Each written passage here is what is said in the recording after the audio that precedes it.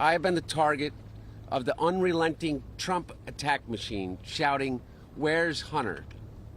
Well, here's my answer. I am here. It was a stunning and extraordinary Capitol Hill news conference by the president's son. Let me state as clearly as I can. My father was not financially involved in my business, not as a practicing lawyer, not as a board member of Burisma, not in my partnership with a Chinese private businessman, not in my investments at home nor abroad, and certainly not as an artist. Biden showed up and gave the rare news conference in response to a subpoena for testimony from James Comer, the Republican House Oversight Committee chairman. Here I am, Mr. Chairman, taking up your offer when you said we can bring these people in for depositions or committee hearings, whichever they choose. Well, I've chosen. I am here to testify at a public hearing today to answer any of the committee's legitimate questions. Republicans do not want an open process where Americans can see their tactics, expose their baseless inquiry, or hear what I have to say. And the Republican-led committee proved Hunter Biden's point by refusing to take his testimony in public. And yes, Republican Chair James Comer had once said a public hearing was an option, but not anymore. And so Hunter Biden defied the subpoena and trashed the Republican committee leaders by name. James Comer, Jim Jordan, Jason Smith, and their colleagues have distorted the facts by cherry-picking lines from a bank statement, manipulating texts I sent, editing the testimony of my friends and former business partners, and misstating personal information that was stolen from me. There is no fairness or decency in what these Republicans are doing. And what the Republicans did on this day was retreat to their tired GOP talking points. There was no explanation for backtracking on a pledge to have public testimony. There was no evidence presented showing any criminality on the part of President Biden. Instead, committee chairman James Comer responded with innuendo and speculation. I think every American has a simple question. What did the Bidens do to receive the tens of millions of dollars from our enemies around the world? That's a simple question. But Chairman Comer, do you acknowledge that you haven't answered that question and that you found no evidence of wrongdoing or criminal conduct? We found some very serious evidence that you look at. No. The checks. There's 2 checks to Joe Biden from his brother that the money to give Joe Biden was through influence peddling. One was through the American. You asked the question. No. Listen. Loan repayments that we all Where are the saw. loan documents? We showed you the loan documents. That is. The checks Comer is referring to have already been explained as loan repayments within the Biden family. And the bank documents confirm everything was above board. Nonetheless, the Republicans continued to rant against the Bidens. And near the end of their news conference, Georgia Republican Marjorie Taylor Greene, who showed X-rated photographs of Hunter Biden at an earlier hearing, underscored that she, Greene, continues to have absolutely no class and is determined only to try and smear the president's son. I would like to have asked Hunter Biden about Mann Act violations, sex trafficking women across state lines. Thank you all very much. Thank you. That would have been a good question. You don't seem to care about that. Did you notice how Comer and Jim Jordan then ended the GOP news conference? Sometimes it seems that even they recognize how embarrassing Marjorie Taylor Greene really is.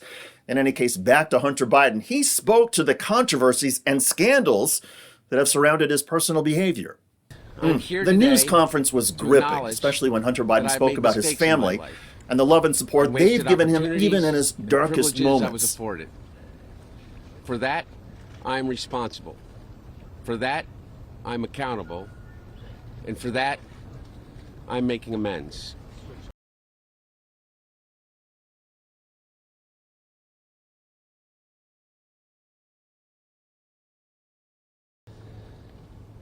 During my battle with addiction, my parents were there for me. They literally saved my life. They helped me in ways that I will never be able to repay. And of course, they would never expect me to. And in the depths of my addiction, I was extremely irresponsible with my finances. But to suggest that is grounds for an impeachment inquiry is beyond the absurd. It's shameless. There is no evidence to support the allegations that my father was financially involved in my business because it did not happen. The Biden speaking style and cadence have clearly been passed down from father to son, and the dramatic news conference included a Biden hallmark, a nod to humanity and reality combined with efforts to undercut political caricatures. Watch. I am first and foremost a son, a father, a brother, and a husband from a loving and supportive family. I'm proud to have earned degrees from Georgetown University and Yale Law School. I'm proud of my legal career and business career. I'm proud of my time serving on a dozen different boards of directors. And I'm proud of my efforts to forge global business relationships.